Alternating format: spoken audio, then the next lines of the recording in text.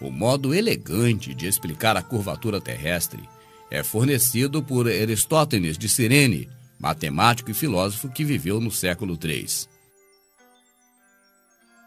Como é possível?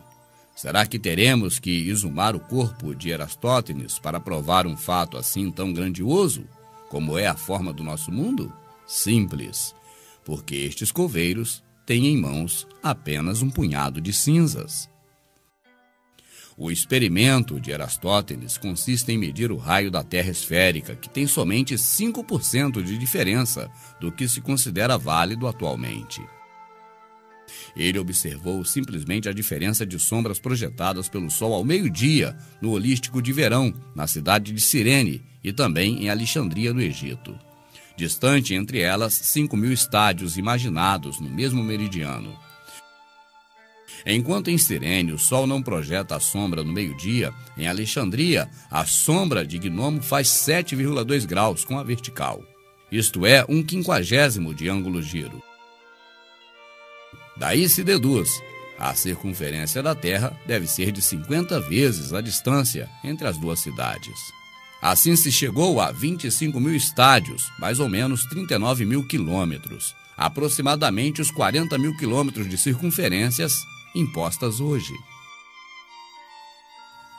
Na encenação do filme O Pouso na Lua, as sombras dos corpos projetados pelo Sol em uma superfície lunar são divergentes entre si, mesmo estando a poucos metros de distância no plano, então sem necessidade de presumir qualquer curvatura significativa.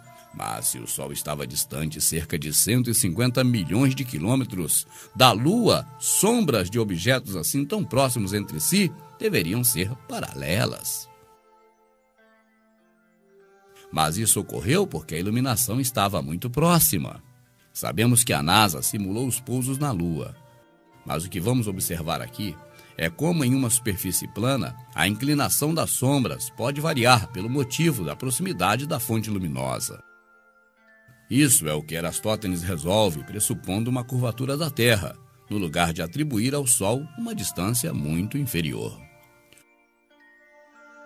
O modelo da Terra plana realmente descreve um Sol muito mais perto da Terra, como a visão destes raios nos sugerem. E se esta é falsificada, como alguns afirmam da refração atmosférica, significa que também Aristótenes fez seus cálculos induzidos de um erro do fenômeno da refração. Mas não é assim. A Wikipédia apela para as divergências aparentes dos raios crepusculares, invocando o efeito da perspectiva, que concentra todas as linhas para o ponto de fuga do horizonte. Mas esta não influencia a percepção da verticalidade das linhas. A perspectiva não funciona assim, mas assim. Porém, nós vemos os raios solares deste modo. Isto significa que a divergência é devido à natureza de uma fonte em todas as direções das luzes, que vem de um Sol muito menor e que está muito mais próximo do que aquele que nos contaram.